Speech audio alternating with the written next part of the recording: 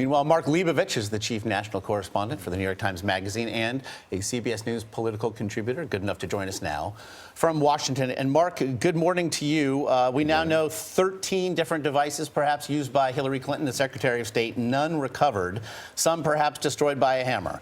A laptop with archived information gone missing. A candidate who says she may have been confused early and often about the whole thing. Optically, how bad is this for the campaign? Well, I think the whole thing is a big optical problem. I mean, it's a muddle. I mean, muddle seems to be the word of the day. I think people have not really bought her explanations, from the very beginning here. I mean, I think unless you have video of Hillary Clinton taking a sledgehammer to her 13 devices, it's probably not that big of a deal, but it still does add to the level of distrust that has dogged her from the very beginning. So I think in so much as these stories just keep coming, they're going to be a problem for her. Mark, you mentioned the distrust, and that's what we're seeing in some new polling even out, that a majority think that it's becoming harder to believe her explanations, that she's running for office for her own good, not to actually help the American people. It's sort of twofold. Can she get elected with numbers like that, and then what does it mean for her if she does?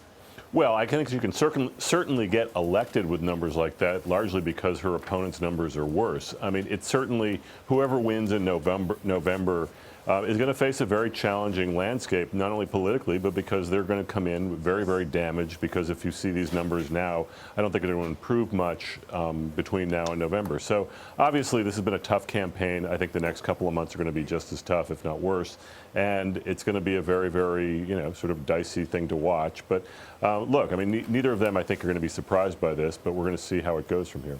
Mark, let's talk about Donald Trump's visit to a black church in Detroit over the weekend. He said then we need a civil rights agenda for our time. Is he really making a pitch for black Americans and other minorities where he's got historically bad numbers, or is there another strategy here?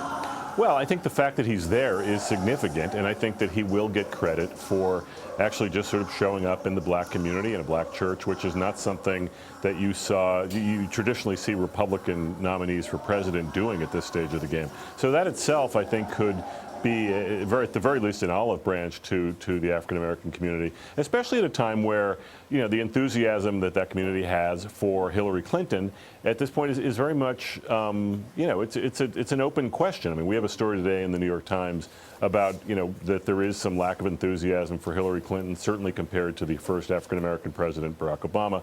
So I think at the very least, it's an opening for him that he is seizing.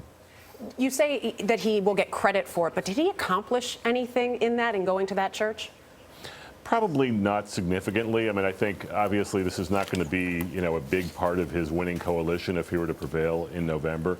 But again, I mean, if you're going to think purely in terms of optics and showing up, this is something for him to, at least point to and say that I'm trying to, reach out to new constituencies.